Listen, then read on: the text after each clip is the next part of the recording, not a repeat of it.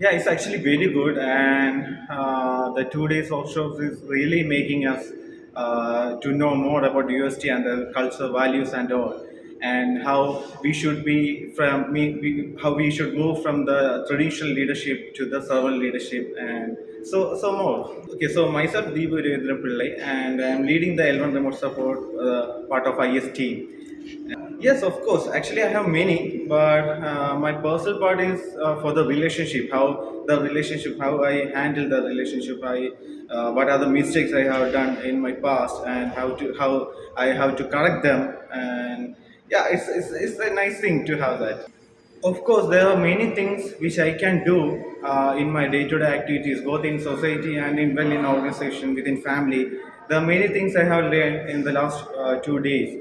So it's not like not I am not implementing it for a particular part, but there are many things that I can change within my lifestyle, the way I lead my team, and the way I communicate to other colleagues and all. So yeah, I can do much more.